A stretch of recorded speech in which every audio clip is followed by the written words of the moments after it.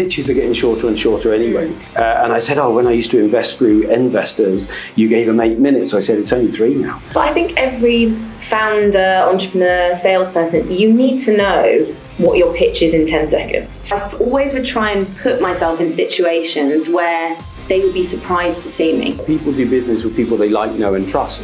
Well, if you don't know somebody, you can't possibly like them. The trust can be borrowed because you've been introduced by someone else who you do trust. We had to be incredibly protective of where the brand was seen and who we were talking to. Today we're here in Shoreditch. We're meeting Rosie Joly, a female entrepreneur that I first met 10 years ago. I've talked about Rosie before. She gave me the best sales pitch I have ever heard when I was speaking at an event in New York at the Waldorf Astoria.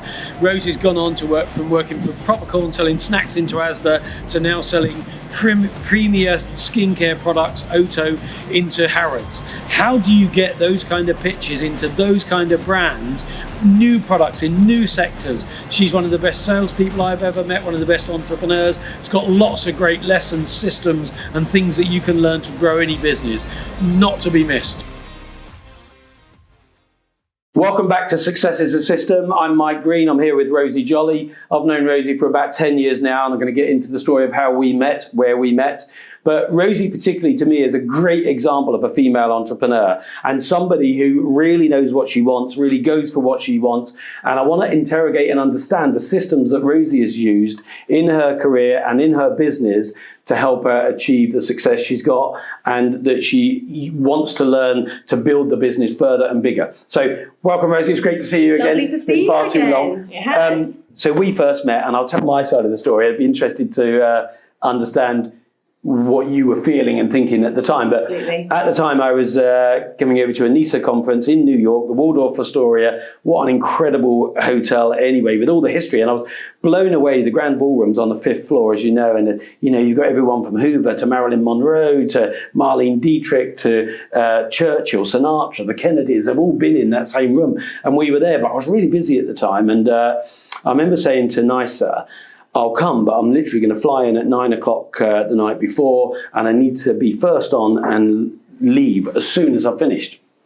And so I got my bag there ready to go. I get up, do the sort of launch presentation for their conference, and then as I step off, I'm walking towards the door and I think, right, I've got to get to the airport, and the time was really tight. And I remember you coming up to me and saying, hi Mike, can I walk you to the taxi or something? And I thought, that's really helpful. Nice to have laid someone on to show me where the taxi is. I mean, it's a massive hotel, as you know, and the grand ballroom we were in was on the 5th floor. We got to go down the lifts. It's 1,400 bedrooms, so it's just huge. I know there were different entrances, and so I thought, that's really good that someone's going to show me where to go, because I'll get lost otherwise. And we talk about elevator pitch, but it was perfect, and I've used it as an example before, because as we get in the lift and the door's shut, I remember you saying something along the lines of, "Hi, my name's Rosie Joly. I work with I work with Cassie and Ryan at a company called Propercorn." I think, so she's not nicer then, kind of thing. And in literally the 5 floors as we're going down, you said something along the lines of, we really have got the finest popcorn with the best flavouring. And I think you whipped in there as well that they used to use a cement mixer to get evenly coated flavourings, and a car paint sprayer to make sure it was the finest of flavourings.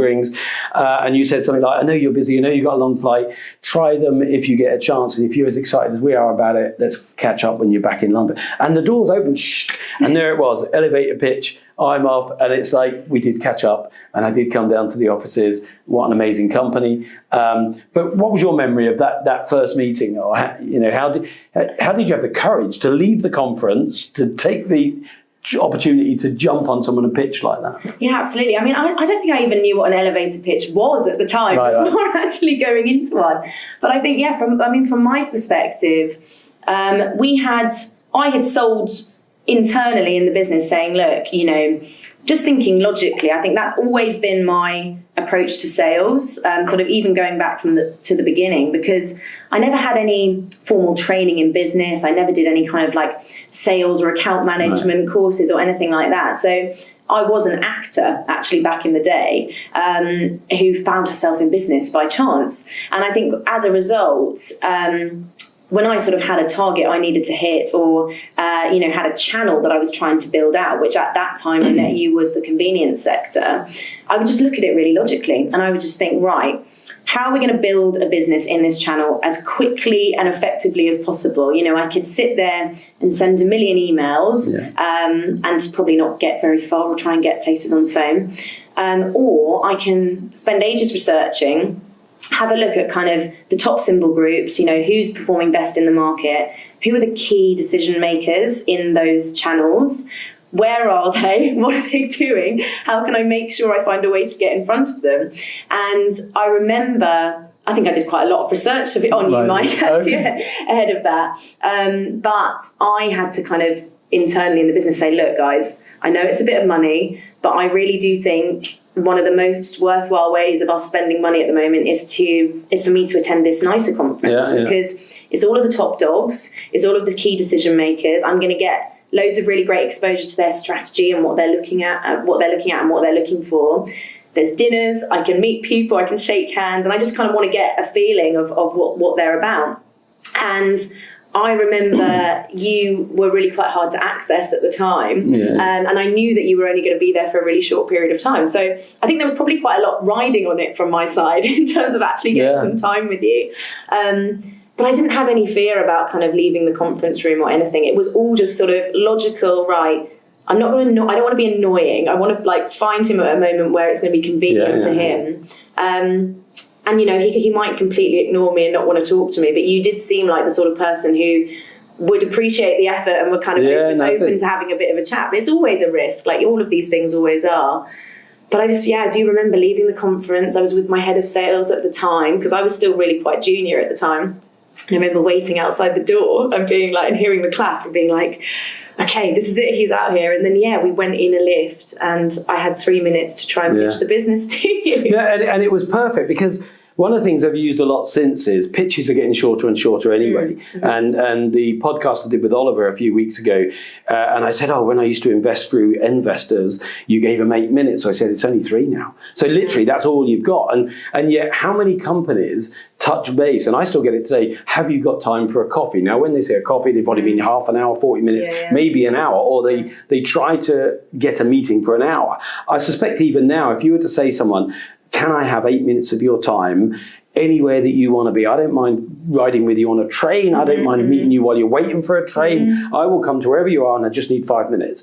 I wonder how many more people would say yes to that, because I can find 5 minutes for anybody. It's the thought of having to have an hour, which might spill to be an hour and a quarter, and finding that slot in a day that puts a lot of people off, I think. Absolutely. But I think every founder, entrepreneur, salesperson, you need to know what your pitch is in 10 seconds. You need to have all the different kind of versions of your pitch. And I think, pitch decks are getting longer. You need to know what is your business on a slide. Like, what are you trying to say in the most succinct way possible? Because if you don't know that, that's how you communicate to customers. It's a split-second decision when you're on the shelf.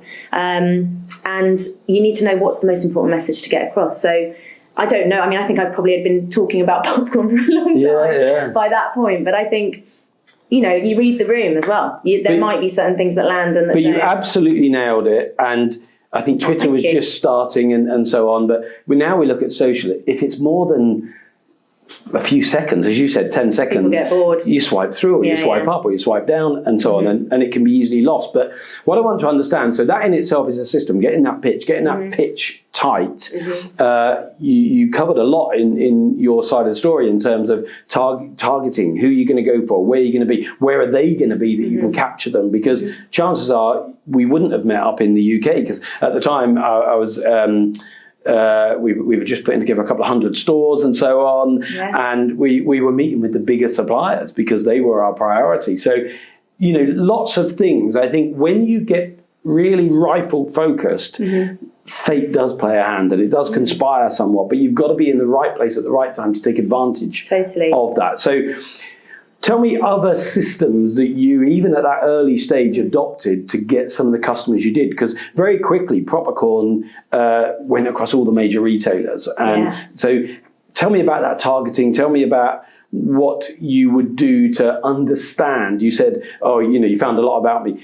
How would you go about that? Because there are loads of startups that I've worked with and that may be listening or watching that probably got a great product, but they may never be successful unless they learn how to target their target audience and then to pitch to them and then to win that customer. So tell me a bit about the systems that you knew then or guessed then or have come to know now that help you do that. Firstly, that targeting, I guess. It's interesting what you said, because I think I've always worked in startups, so I've always been a challenger brand to the blue chips of the world. And I think particularly you were working in the convenience sector, it was one of the more old school sectors for sure.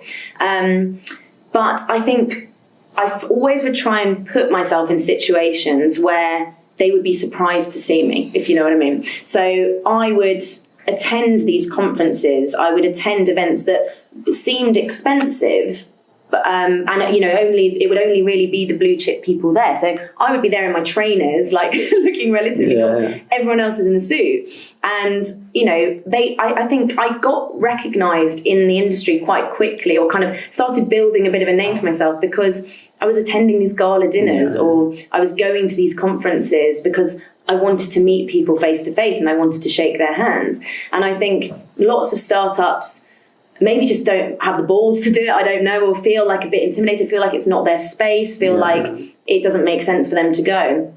But, that is how we built the business. We built the business from being the slightly more scrappy, entrepreneurial, interesting person who's coming to the event or coming to the meeting room, who more often than not people were a bit more interested to talk to than the sort of PepsiCo person who's been doing it for 50 years and is a bit bored of it. No, and it's so obvious when you say that, because you say about the sector being quite old-fashioned or traditional in its approach. And all these things, as you were saying, that come to mind, like Disney used to say, observe the masses and do the opposite. If everyone's in grey suits or grey stale mail, as it was said, to be a bit different. But also, if you'd have adopted their behaviours and put a suit on, you would have probably not been... No, but even if you did, you'd have probably not felt comfortable. No, exactly. So to kind of be you at your best, and that being different, as you say, makes you stand out. And we don't want to blend in. We do want to stand out if we want to get noticed, I think. Definitely. And I think there's something about, I don't know whether it's naivety, but there's something about being at the start of your career and thinking really logically and slightly naively about things. I think I just didn't overthink it too much. I sort of thought, this makes sense. I knocked down that domino is going to fall, shake that person's hand, they're really nice, they're going to introduce me to the buyer because they want to do a favour. I had a lovely chat with them about their daughter and their holiday. You catch people in environments where they're not working as well, which was interesting, or like they're having a nice time, they're in a good mood. Like you're not necessarily waiting in the waiting room to go in and present a PowerPoint. They've got a glass of wine or a beer in their hand and they're looking for interesting conversation. And more often, that is literally how, intentionally or not, that's sort of how I built the business to a £2 million convenience sector. So even to unpick that, and you say naive, but in fact, there's so much wisdom in there, because you say talk to them about their daughter or something, and now as a behavioural profiler, people do business with people they like, know and trust. Well, if you don't know somebody, you can't possibly like them. The trust can be borrowed because you've been introduced by someone else who they do trust, or because they've heard of your brand or something. But the like and know has got to be worked on. And then you said when they're not working or they're more relaxed or in a good mood.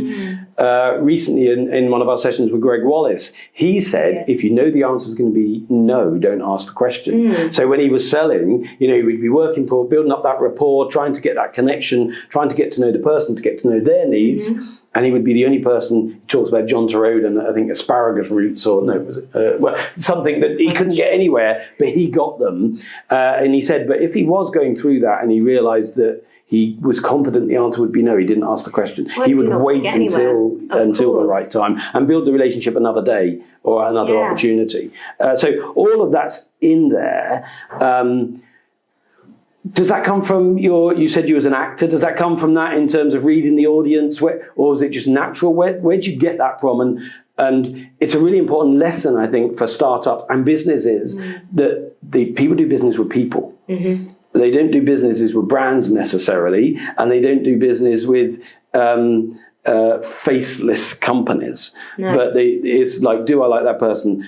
Am I, when you did the elevator pitch for me, it was partly, I was a bit cheeky, but it was fun. It didn't use any of my time. I had to go down that lift anyway. It gave me a snack to eat on the tray, on the plane, and it was great. Yeah, exactly. So it's so obvious and yet so rare that companies would approach people like that. They don't think about, where are my target audience communing? Mm-hmm. That's at this trade conference, or it's at this event, or it's finding out enough about them to find out where they commune, mm-hmm. to then say, I can connect with them there. Mm. And what would be the right way to approach them in that environment? Yeah, of course. So that's interesting. Tell me, does that come from acting, or where does that come from? You know what? I don't know. I think I only started sort of putting the puzzle pieces together like a couple of years into my career, realizing that a huge amount of my sales skills came from being on a stage or being behind a camera, or in front of a camera, or at various locations, because I think that was in sort of a natural interest of mine from a very young age. I first did the Edinburgh Fringe when I was 16. Oh, wow. And was acting for many years, not for any other reason other than I just really loved it. I never really saw a career coming out of it. I didn't want to try and monetize it. It was just, this is so fun and I love doing it. And I think that meant that there must have been some sort of a natural affinity in me to be interested in people. Acting is getting under people's skin. There was nothing more exciting than being cast in something and getting a script and going, right, who the hell is this and how am I going to try and embody them? And I think that, for me is a lucky trait, because it means that I am just naturally very interested in people when I meet them. You can be from any walk of life and I will probably find you fascinating, and it's genuine. And I think that's the point, is it's not, in a way, counterintuitively, it's not a performance. So should companies and startups be looking to drama groups and the like for their best salespeople? Potentially. I mean, some of the best salespeople are actors. You look, brand ambassadors, or those people who actors are between work, are often the people on the trade show stand, or the person coming up to you with the flyer. But I think it was, that people feed off that. And I think, you have to be incredibly passionate about what you're selling. Like, that's probably the most important thing. But if you've got the passion, the drive, the belief, and the genuine kind of interest in this person, and you're not going to push them over the edge. You're not there just to make money. You're there because you really want to talk to them about something that interests you. Well, and again, Greg said the same thing. He said, I would just talk to them. I would try and find out more about them. What did they need?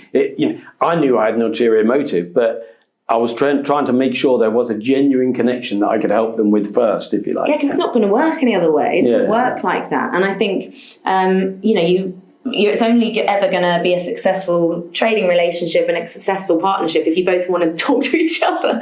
Otherwise, it's just, it's not going to get anywhere. So I didn't know you pre-Propercorn, if you like, but give me a little bit of a flavour, because one of the biggest issues for companies now, I mentor over 40 companies at the moment, and we've always done that kind of number, 40 to 50 at any point in time. But the biggest issue a lot of them are having at the moment is recruitment, is finding great people. And it's finding people who are willing to get themselves out there, if you like. And in this post-COVID world, people are thinking they can do it all over email or Zoom or something like that. And yet everything that you've talked about is about connecting with people, which is hard to do without being physically. And, whether it's reading their energy or the eyes, or its intonation, which a lot can be lost through technology. So do you think that's an issue for companies going forward? Or? I think it's an interesting time now, because we're sort of emerging from under the rock and trying to, get back to that social interaction. I think it's a massive issue for young people starting out, if I'm honest. I think those of us who've been in business for a certain amount of time or know our companies really well, we can probably get away with not being in the office as much. But if I'd started out from scratch, English and drama degree, saw a Facebook post that was posting about a business starting, and that's how I got into work. I just unpacked boxes as an intern. But if I'd been trying to do that from behind a computer screen, like, you learn in your first years from osmosis. You are listening to conversations, you're hearing phone calls, people are taking you over there, they're showing you how it works. You need to see how the sausage is made, you need to see what's going on. Otherwise you're not learning anything. So I think it's, for salespeople, I think COVID was really challenging because you are trying to get the same message across in text form or over email or over phone which call. is really hard to and read. even a video call it's just not the same. But we can see that as a real learning opportunity as well, because I think that's about communication in other ways. If there's one positive, we can say, okay, what did we learn during this time? And then there's a myriad of things. But as a salesperson, you can say, well, my email tone got bang on. Like I had to learn how to communicate. You had to communicate in other ways, which maybe aren't as intuitive or as simple as sitting opposite someone. But I think we need to, people buy from people, and so how much can you know someone if you've just seen them in digital never actually form? Met them. Yeah. I mean, look, there's no doubt about it. Technology is a place for it. Can it fill in for one out of 3 meetings, 1 out of 2 meetings? But you do need that relationship. But I mean, I'm an ambassador for Cambridge Children's Hospital, which is, I believe, going to be the best children's hospital in the world when it's done. It's just like so much we've learned from Great Ormond Street and other amazing hospitals. But one of the benefits of Zoom, for instance, or Teams, is that if you've got a child that's got an issue and the best person in the world, the best consultant is in Bangalore or Canada, you can have a consultation with them. That's amazing. And you don't have to be at Adam Brooks or at your hospital. It can be done via the hospital with that great consultant. So, nothing I think either of us are saying says that it's not a wonderful thing and there's not a place for it. And even you saying about you have to hone your email communication in and of itself is so obvious again, because you can't just be sort of blunt and make up for it in a conversation. You've got to say, we might not be able to have a conversation. So how can I fine-tune that even more? But tell me about Rosie Joly. Where did you grow up? How did you grow up? Did you go to uni? Did you have brothers and sisters? I know you got a sister, but tell me a little bit about pre-work, Rosie. Pre-work, oh my God, those are the days. No, I'm joking. So I grew up in a house with my mum, my dad, my aunt, my uncle, my cousin and my sister. Oh, wow. And various kind of lodgers and other people were coming and staying. Basically, my aunt was pregnant and my mum and dad were thinking of starting a family. And I think it must have been, early 80s in London. And they just sort of thought, should we just put all of our money together and get an amazing, massive house in South London? So, so I was the youngest and grew up surrounded by lots of people and lots of people talking. Which sounds really unusual for England, but it's not at all unusual if you went somewhere like Italy or France or somewhere more Mediterranean. And I take it for granted massively, but I think I can't imagine how challenging it was as an adult. But I think it was also very convenient because you had that community around you. You had, you could take it in turns babysitting. They could go out for dinner. There was always someone there to look after us. And as a kid, it was just the best thing ever. But also, I guess, with a single family dynamic, there's that kind of push-pull conflict, and that builds your behaviour. With two families, even though they're related families, there's even more potential conflict and interaction. And that probably, again, led to some of the acting skills, some of the sales skills. I think it was, mum and dad were always going to be the gods that knew everything, but I think there was always another point of view. Or, I didn't just have, at least in my very early years, I didn't just have my mum and dad as kind of frames of reference for adults. I had my aunt and uncle who also were there and also lived in the house with me. And I think that probably resulted in me being so fascinated by people. Right. Because I spent a lot of time watching and listening and trying to understand, and always being the youngest, so always feeling like, I want to learn how to be an adult sort of thing. And I think it probably made me quite observational as a child for sort of human beings and what makes them tick and how they work and why they are the way they are. And I never knew that, but it's funny how Steve Jobs says you can join the dots backwards, not forwards. But now knowing that, it's like different parts of a jigsaw puzzle say, I can now see why you have that particular strength in your ability to connect with people or your interest in people and so on. And not being too judgmental, I think, is part of it as well, because I'm quite a diplomatic person. Sometimes some people might disagree, but because I always, not everyone agreed in the house on lots of different topics, and I would always be interested to see all sides of a story and all sides of a perspective. And I always kind of, I take time to make up my mind on things and try not to be too closed. But I think it's the same in business, it's the same with sales. You know, I've met such a wide array of people over the course of my career, whether it's sort of, you know, the legendary Steve Keel. I don't know if you ever met him, but he's just come to mind now. He was sort of Dagenham Booker wholesale kind of warehouse guru to sort of, you know, buyers in Harvey Nichols and Harrods. And it's such a wide, broad scope of human beings, you know, and I think every single one of them you can resonate with or you can connect with in some way.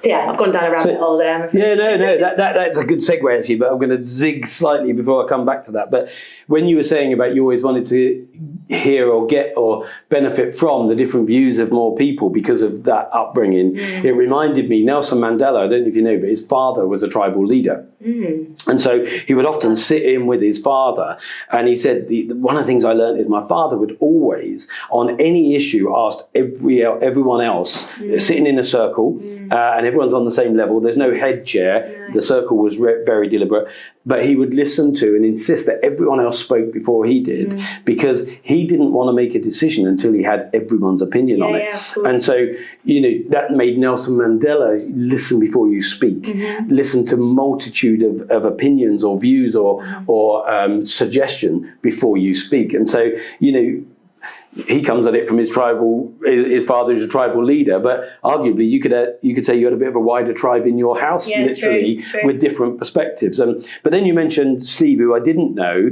but you then mentioned Harrods and Harvey Nichols. Now, one of the things that I know is that you've gone from selling snacks in convenience to selling skincare in Harrods.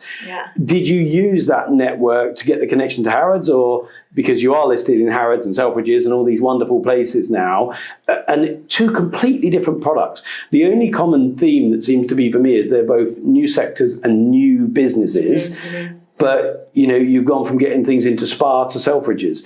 How did you build that network, and how did you get into such preeminent retailers? Because lots of people out there are trying to get their products listed. Course, What was the approach? Did you use your network? Did you just go for it anyway? Did you go back to your community, find out where they'd be and stalk them, or whatever it was? So I think everyone always talks about luck and timing, and, you know, I think we do breed our own luck to a certain extent. But in kind of both of the businesses that I've been in so far, or built so far, it's not just been building a business from scratch, it's been carving out a whole new category, which is challenging in itself. You know, whether at Propercorn, also, which is now known as Proper, I should call it Proper, but, you know, healthy snacking at the time didn't exist, which now if you kind of walk down a Sainsbury's snack aisle, you wouldn't even be able to imagine, but it was... you know, a bag of crisps, an apple, a chocolate bar, maybe a Snacker Jack. That was sort of as far as it went. So we were educating the buyers as well on kind of the future of their category. And they saw value in meeting with us because, and it's the same with Oto and CBD. So it's a similar example where CBD wasn't a category, you know, wellness still coming in, and, you know, all the retailers knowing that they need to get better at wellness or they need to take it more seriously, but they don't really know how to do it well. And so we managed to get a lot of meetings early doors by being probably the first and only brand in the UK that was coming at the category from an elevated position, like a more kind of luxury premium positioning. And they wanted to meet us because they wanted to learn what we had to say. You know, they felt because they knew it was a growing sector, and they were educating themselves. And I think I've only actually just thought that now as I'm talking, but it is true. Like, they need to have there needs to be a benefit for them to, even if it's a waste of time and they don't end up listing you, they've learned something or they're taking something away to their category. But what I want to try and understand for the benefit of other startups or other people early in their career, whatever it is, the systems bit is you didn't start at Sunday League. You went straight to Premier League and was straight for Harrods, not the little independent chemist. Now, not to say you don't then come back, but and I know that in food and drink, it is always, if we get those kingpins, everyone else sort of wants it anyway then. So it's not about these are more important than these, but it's about going for the big key influencers, beacons is a good word. So but that's also scary. So what systems or approaches or that,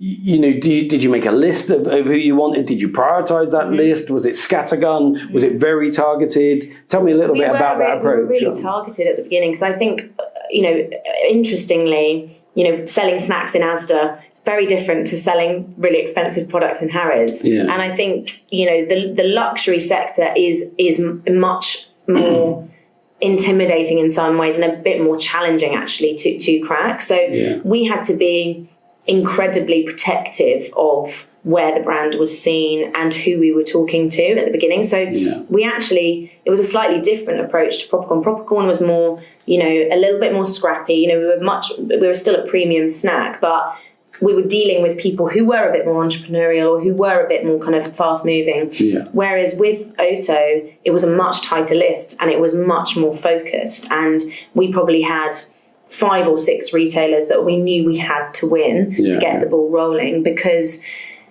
you have to, it works in no matter where you're coming from and what category you're in or kind of where you sit along that food chain or where you are positioned. But you do need the beacons. You need those initial launch retailers who are thought leaders in their space, who are trusted, who are credible, who every other retailer knows that they test and put their brands through their paces. And for us as coming into a category which maybe did have a bit of a stigma, or people would think, more often than not, people think CBD makes them high and things like that, or, it comes from cannabis. We did really need to build that credibility off the back of retailers that were seen as, really outstanding in their field or outstanding globally. And we luckily got into a lot of them. But I think Harrods was the first one. And there was a contact that we knew somewhere who had worked at Harrods years and years before. So we met up with her and sort of asked her advice, but we didn't get a direct intro or anything like that. So if I can capture that and delve in a bit more detail. Yeah. So you've looked at your beacons, you've decided Harrods are the kind of one that you want to go for. Did you then, as a team, or I don't know how many there was you at the time, but did you say, does anyone know anyone at Harrods, or was it a case of doing some LinkedIn stalking, because a lot of people, they've got a great product, they love their product, they're passionate about their product, they know the story, the pitch they want to do. Let's say we got all that ready, but we then got to find the person, because it is about getting in front of the right person. So take me a little bit through. Sometimes you say that's luck, although I think we make our own luck more often, but and luck is where opportunity and preparedness meet. So you've got to be prepared even when the opportunity is there. So you've prepared, you've got your list, but how did you find the right person, connect with the right person? And even if that's kind of a bit of a zigzag route, I'd really be interested, because I think people give up if they don't know the right person. And often we have to go through some hoops, I think. Yeah. So I've just remembered, you're reminding me, because it was a while ago. I had a list, and I tried to meet with everybody that I physically knew within my network who might know someone at either Harrods or Selfridges or anywhere. And he was actually a friend of mine who worked in PR she'd worked on a startup, because I didn't have any beauty experience at this point. I'd worked in snacks and crisps. And so I didn't have the contacts, I didn't have the right buyers. And it was a friend of mine who had worked in beauty PR, who had a contact who was also a startup beauty brand, who we kind of had a chat, shared some ideas, shared some contact details, and that's how I started to weave my way in. But it was a blank piece of paper. And did you get, because obviously I said I do a lot of mentoring, and I'm an honorary doctorate of education, so education is really passionate to me, whether that is through traditional education, ongoing education, or mentoring. But what we think of a mentor as someone we meet regularly, and that does work like that sometimes. But sometimes it's, this person knows Harrods. How can I create the environment? Can I get an hour with them? What questions am I going to ask them? And I guess whether you did it consciously or subconsciously or unconsciously, you've gone to that person, and I guess you were asking them, what information did you need, or what sort of approach? And it's like a mentoring session, but we don't necessarily think about it like that. And I think, take me back to that meeting and how it led to the Harrods meeting. I didn't know anything. So I was on an education mission. I wanted to understand the store inside out. So I spent a lot of time in the stores. I think it remains all about people though, because I was talking to the people on the shop floor, the sales people, like anyone that I could get up around the chain. I was trying to understand, what were they looking for in a brand? How could I come to that pitch with a knowledge of complete top to bottom of the store as much as I physically could? You can't expect to be handed everything on a plate either, so you never get all the contact details you want, but you might find out a format, or you might find out the right structure, and then you can do your digging on LinkedIn or other places to see and sometimes actually looking at who other people are connected to on LinkedIn is quite useful, because you can see like maybe competitor brands or brands that operate in your space. If they're connected to that buyer, maybe that's the buyer for the category. So I did go and look on the shop floor and see, what are the beauty brands that are here? Who are they connected to? Who do I think they're speaking to?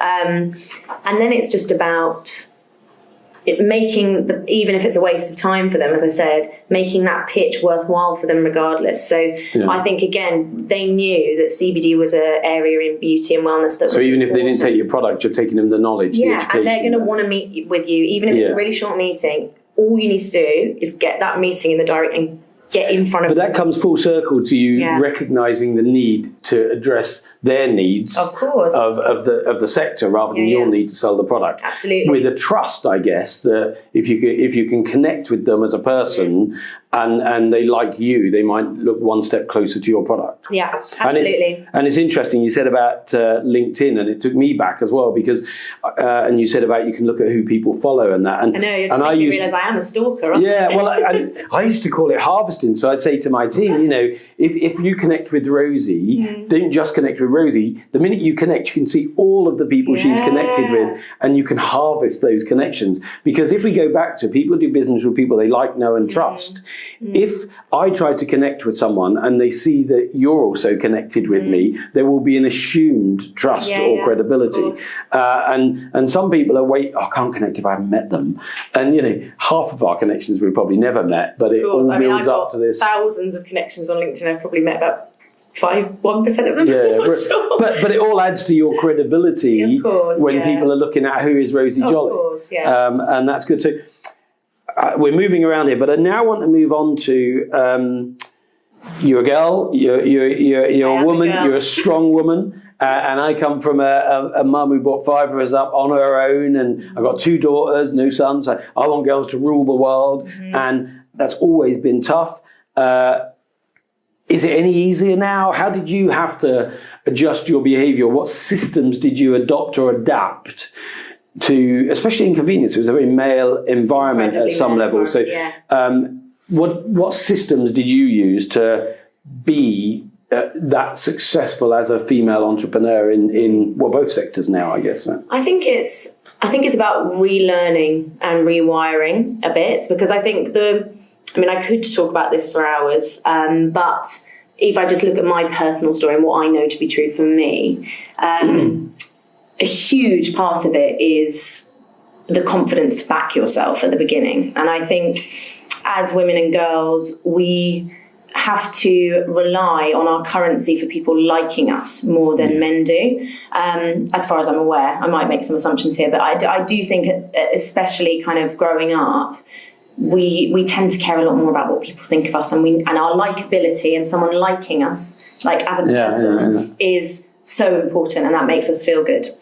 That's not always the best strategy for business, and especially in the more old school ways. Lots of people would say, "Oh, you need to act more like a man, or you need to be more bullish." Yeah. I don't think that's true. I think what holds a lot of girls back at the beginning is feeling like they're being too pushy, or feeling like they're being too bossy, or all these words which seem very, girls get called bossy, boys don't get really called bossy. Right. It's like, there is a cap in terms of what we will allow women to do or say that we feel comfortable with, and they should be pandering to us, is what it tends to feel. And I totally fell into that trap. Me, coming from an acting degree, as we know, with no experience, I felt so imposter syndrome-y. I felt really like I didn't know what I was doing. I felt like this was an environment that I could never learn how to do well. I saw everyone who was in senior positions as sort of being the fountain of all knowledge, and how could I ever understand how they do what they do? And I think that's very normal for lots of people starting out. But there were a couple of young guys who were working with me as well. And I think when I joined, I started as an intern packing boxes and stuff, and then they decided to get me on the phone. So they were like, oh, you know, do some telesales, maybe she'll be all right. Yeah. And I think quite quickly, everyone was like, she's really good on the phone. It's like, she's getting on with everyone, she's getting loads of orders, like, what's going on here? And I have to say that it is credit to lovely pair of guys called Ollie and Clem, who now run their own business. It's an immersive theatre business, it's very cool. But they had to take me aside one day and say, look, Rosie, you're really good at this, and I think they're looking to offer you a job, and I think they're looking to hire you, but it's almost like you just need to act like you think you can do it. Yeah.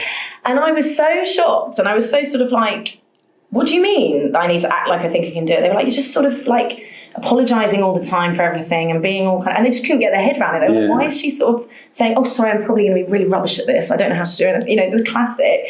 And it changed that conversation changed my mindset forever, because I was like, of course I can do this. What do you mean? Yeah. Like, I can do this. This is not that hard. But you hadn't seen yourself. I hadn't sort of realised how like pandery I was being. And honestly, straight off the back of them saying that to me, I went up to the head of sales. I said, hi, can I just grab you for 5 minutes? And he was like, yeah, of course. Grabbed him, took him into a room, sat him down and said, I think I'd be really good at this job. And if there is a job going, I'd really like to put myself forward. Fantastic. And I got the job. And, you know, that might seem really obvious to lots of people, but I think as girls, especially, that feels really punchy, or it feels like something really uncomfortable. But it's the ultimate, if you don't ask, you don't get. And you will surprise yourself so much by how much you do get if you just back yourself. Because people aren't going to back you unless you're putting yourself forward. And I think that can even run into me coming and finding you in New York. It's the same attitude. It's sort of like, you know, it's probably I just shake his hand and say hi, and it's probably going to be fine. And but if what have you got to lose, really? Then it's just, you know, you're not going to get anywhere. So, I mean, there's a lot of, you know, the classic Sheryl Sandberg Lean In book, which was absolutely sort of completely cutting edge for me at the time reading it, which is very practical and offers lots of advice for women starting in, and not just starting out, but also, you know, managing families and managing their lives. But the whole premise of the book is, and if you haven't read it, you absolutely should. You must read it. That's the book that I tend to buy and give people at work. But it's very famous now, but it's just about making your voice heard around a table, or having an opinion, or feeling that you can speak up. But there's some statistics in there, such as, you know, the difference between men and women when they're putting themselves forward for a promotion. And women will only put themselves forward if they think they have 90% of the skills to do the job well. Whereas men will put themselves forward if they think they have 30% of the skills. But it's that backing yourself thing. It's the ingrained, I'll probably be all right at that. And there's so many nuggets in there, though, because I remember speaking to my youngest girl, Amelia, and she's doing psychology at the moment at UCL. And the conversation was about, someone had said to her about that often we judge others by our inside, how we're feeling, if you like, and all those anxieties and insecurities and concerns, but we judge others by their outside. So we can look at, and you might be faking it, you know, occasionally, you know, and we see, oh God, they're super confident and they're really smart and they're really clever, and we see all of that of them. We may have all of that, but we're not seeing that in ourselves. We're looking on our inside. And often when we go to have this conversation, you know, go to somebody, lean in if you like, or just put yourself out there, trust yourself, back yourself. What happens is we have 1,000 conversations with ourselves. Yeah, but if I say this, he's going to say that. They're going to think I'm pushy. And then the whole conversation that we've had 100 times, we then don't have with that person even once, because we've already convinced ourselves it won't work. Rather than just say, I've got nothing to lose and I'm going to do it, back myself. And it is scary, you know, feel the fear and do it anyway, and so on. And, you know, I really hope that, you know, female entrepreneurs and male entrepreneurs really get this, because I think the insecurities exist in both cases. I do think you're right that sometimes guys will sort of bullshit their way in or go for it anyway, and I've seen some of those insecurities in both. But I really hope that people listen to the podcast, and when I consume podcasts, I'll listen to it like 4 or 5 times a podcast, and I'll maybe listen to it at normal speed at 1.5 and that, because I get different bits from it, or it reminds me of something. And I've been doing that ever since I heard a Jim Rohn speech, and I don't even know if he's alive now. If he was, he's probably 100, and his content's 50 years old, but it's as relevant today as it was then. And he says, and I think it was Think and Grow Rich, how he read the book hundreds of times. He would sort of always be reading it, and he'd go back and reread it, because he said we can't get content once, we can't get the lesson once. And the nuggets that you sort of covered in so eloquently, but also importantly, could really change people's success, but also just change their enjoyment of the journey. Because we don't want success if it's such a torrid journey. It sort of feels like if we really won, it's like we want to enjoy the journey, because as I get older, I start to realize it is the journey that's important, not the destination. And the destination is somewhere we need to aim for, and we may or may not ever get there. So let's enjoy the journey, kind of thing. And if we make that too hard by not backing ourselves or not believing in ourselves,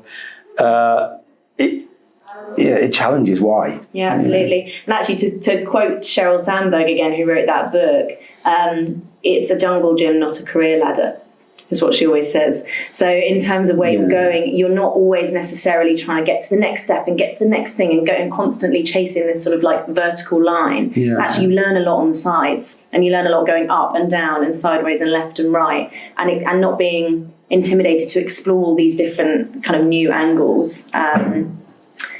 But yeah, it's an interesting jungle gym so far. No, and it's some great content in there. I say I urge people to listen not once, not twice, but several times, because there's lots of really, really powerful, and I say this from a position of being a mentor, powerful content in there that you've communicated more successfully than I ever could.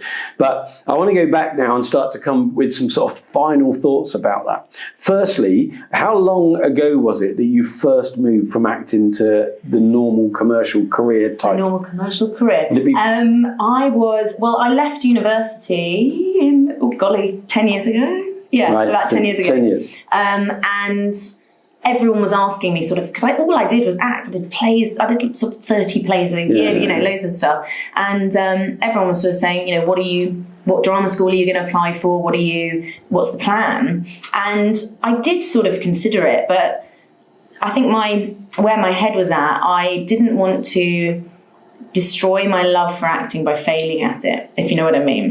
Yeah. And, I'm big on failure. I think it's a good thing, but I had always done it because I loved it. I didn't want to monetize it. It wasn't something that I needed to rely on to survive, because then I think it could have become about something that it wasn't. So I wanted to leave it. Enjoy it. Keep it as a passion. Keep it as a passion.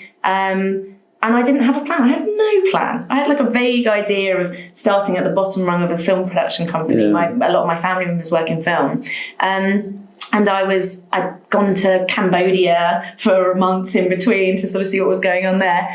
And it was honestly just a friend of a friend's Facebook post. So again, a network saying, help, we've started this business. We'll pay, £10 an hour. We don't know what the job is, but we just need hands on right time, right place. Yeah. And I was like, £10 an hour, I will do anything for that. I was thinking then, as we think about going back, the last week or so on TikTok, I don't know if you do TikTok, but different social.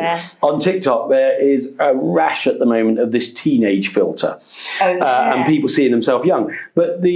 And I don't know if it was ever the intent, but the thing that's coming out when you see someone who's in effect in the same frame talking to their 15, 18, 20-year-old self. I haven't seen that. And it's incredible. But what's really affecting is they're starting to think about what would they say to their 15-year-old self. And, they're getting quite emotional because they're thinking, oh, you're going to be okay. I wish I could just hug you. I wish I could. Yeah. But if you could go back to your 15 or 18 or 20-year-old self, what would be the piece of advice that you would give? And I want that not just for you, but for a 15-year-old now that's just thinking. I think it would be back yourself. Yeah. Because if you don't back yourself, no one else will. And I don't feel that different to how I felt at 15. I think they'll probably be saying the same when I'm 65, whatever. But I just think you know, you are who you are and you're figuring it out as you go along, but you can waste a lot of time just missing out on opportunities because you're not putting yourself forward for them. And that's not to say, you know, barge into, you know, through every door and say, I'm amazing, I do everything incredibly. Yeah. But if you have the intuition to care about how you're gonna, you know, what you're saying is gonna land, actually listen to the audience, actually make sure you know and read the room, you're probably not going to get it wrong very often. And actually, people are probably interested in what you have to say more than the sort of boring Mexico man in the series talking anyway. Thank you. No problem, of course. No, but and that sort of makes me think as well of Shoma Morita, who the Morita method, famous Japanese philosopher, but says we're all perfectly imperfect. You know, if we can accept ourselves despite our imperfections, in fact, embrace our imperfections and start to just accept them, they don't hold you back in the same way. And that then leads to you backing yourself more because you say, well, I am who I am. I can't be anyone different. So I'm just going to be myself and I'm going to go for it anyway. And it's great to see how, you know, you did that way back then in that 5th floor of the Waldorf and the lift. And you've completely changed sectors, completely changed products, but still just as passionate and excited. And I really appreciate your time. Thanks again. Thank you, Mike. And we're going to put this out actually the day before International Women's Day. So I hope it does inspire a lot of other women, but I also know it will inspire a lot of other men. So thank you for inspiring us today. Thank you, Mike. Thank you. If you've liked today, there's a lot of lessons in there. Please do listen again. Like, subscribe, share, and we look forward to seeing you again on Success is a System.